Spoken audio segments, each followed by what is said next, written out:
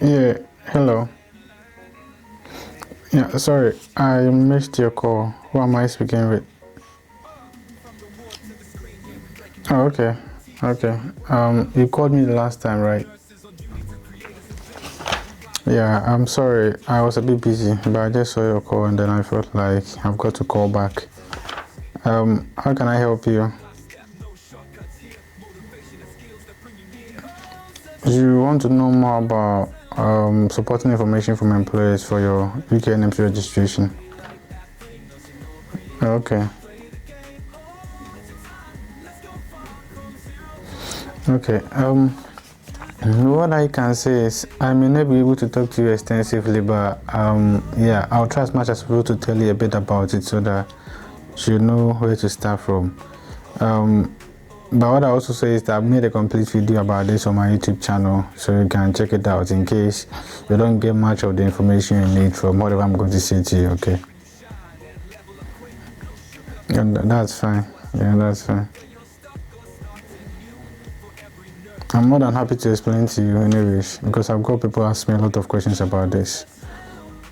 But what I would say is that, whatever I'm going to say here may not be enough, but you try as much as possible to make your research. You can ask people you know who have already gone through the process, okay? Yeah. Okay, so let me ask you, what do you know so far about the SIFE, which is the supporting information from employers? What have you been told so far?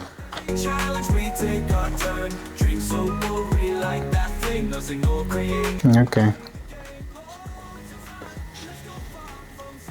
So you know it's one of the ways one can use to prove his or her English language proficiency, right? Okay. Yeah, so I think you've got enough knowledge about it, but you want to know the process. Okay. Normally when I get a chance to talk to people about the supporting information from employers, I wish to start from somewhere so that it's much easier for you to understand, but I'm going to try as much as possible to explain to you so you can ask me your questions, like just interact with your questions so that at least I can know the stance I'm covering, okay? Because I may not be able to tell you everything, but your questions may be much, easy for me to remember some of the stars so that I can tell you. Okay, so with the knowledge I have about the supporting information from employers, it's one way to prove your English language proficiency, as you rightly said. And where are you from? Nigeria. Okay, that's fine. What I can say is that it's part of the UK NMC registration, okay? And to start off, I would say the UK NMC registration comes in two forms. Or let me say it consists of two stages. We have the stage 1 and then the stage 2. The stage 1 is what we call the verification. So that is where the UK NMC will leave you to home country's NMC to do some background checks on you.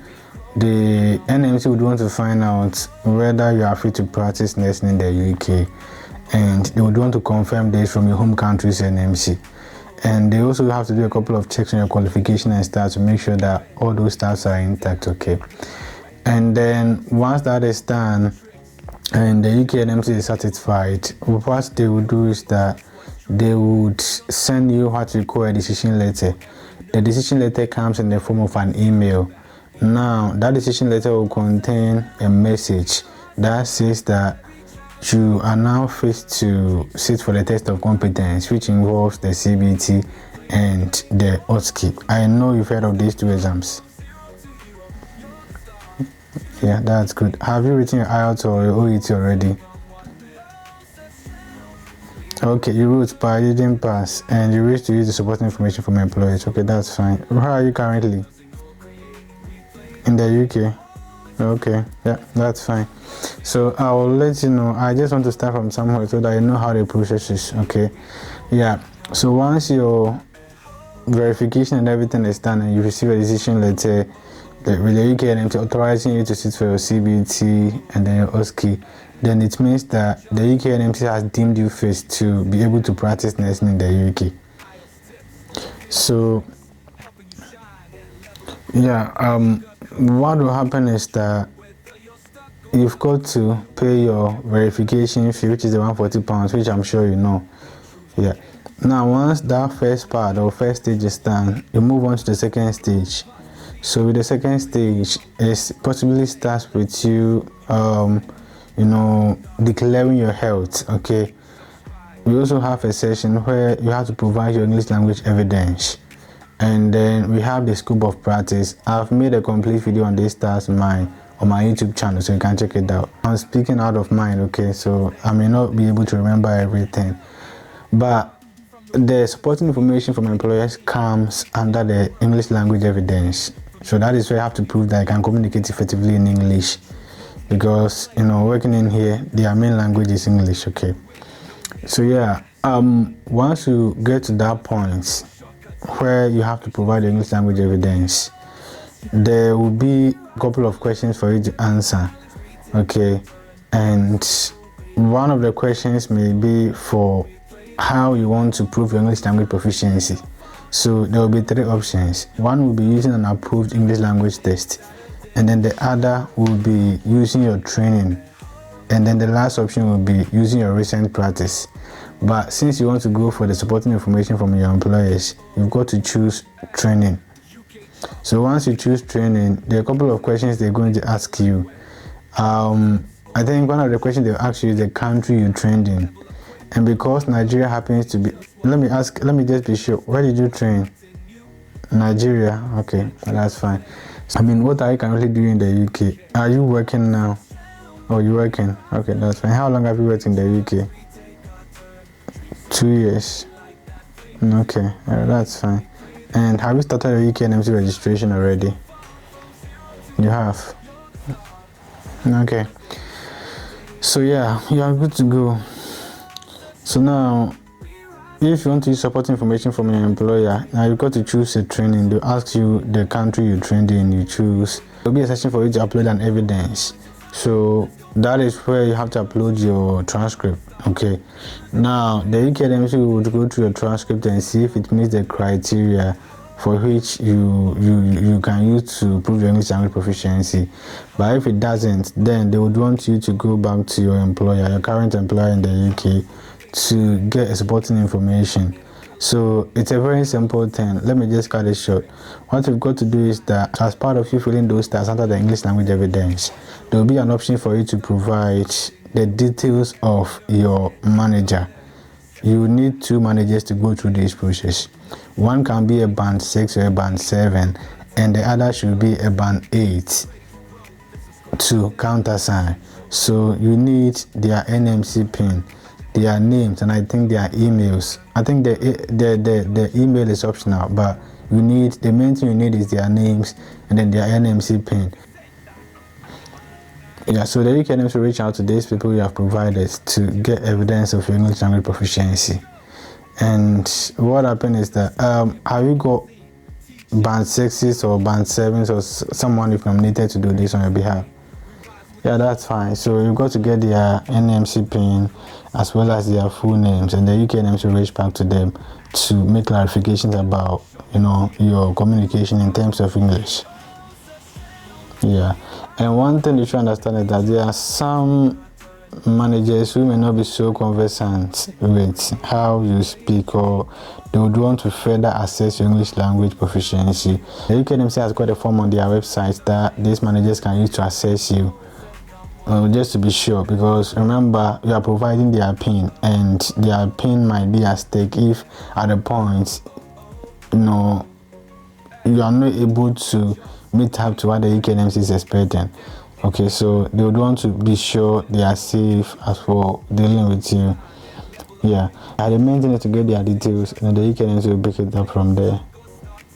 And I think once the UK NMC reaches out to the managers, they also come back to you and they let you know what the whole thing is about, or what they're going to do to help you, or what you've got to do to ensure that at least they get you verified for that. Yeah, I'm listening. You want to find out if it's 100% guaranteed that once your managers provide their details, the UK NMC will accept you. Well, I always tell people that it's 50-50. Okay, so yeah, it's not a total guarantee that once all these stats are provided, you know, the UK NMC will be much pleased to use that as a way of proving your English language proficiency. There have been a couple of people where the UK NMC has come back to them to say, I mean, they can't use that route, they've got to write the IELTS or OET. So it's just about you attaching prayers and stuff to it. Yeah. But I think this is just a brief of what I can let you know. I don't know if you've got any other questions. No sugar coating, just what's true. Whether you're stuck or starting new, for every nurse and You want to know how long you should have lived in the UK to be able to use the SIFE? Yeah, so the policy says at least 12 months, which is, so in other words, at least 1 year. And you said you've lived in the UK for 2 years, right? In all the 2 years, have you been working in the health and social care setting? Okay, alright, that's fine. So yeah, be realistic in the sense that you don't have to put all your trust in that. It's 50-50, okay? So just psych your mind to say, it might work, it might not work. Yeah. Okay. I mean, so far as you've got a manager who is willing to help you out and another who is willing to countersign, then that's fine. You are good to go.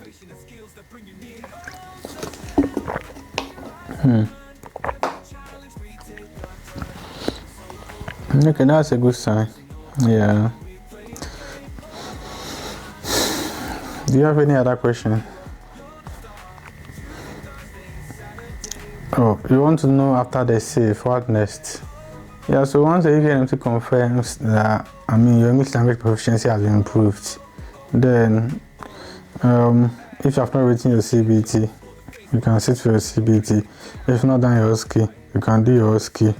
You also have to do what we call the health declaration, but you do the health declaration before you're able to move on to the next, which is the English language proficiency. So it's just about like doing it in that chronological order. Okay, you can't just jump, it's one at a time. Okay, all right, thank you. In case you get any further questions, just let me know. Yeah, you can send me a WhatsApp message. Oh, you've got a friend who wants me to teach her IELTS. Yeah, so I'm starting a class soon. I've got my IELTS group she can join. So when she goes on TikTok, she can check my profile. Okay, there's a link on there called Tap Link. So once she clicks on that, she would be able to access the community.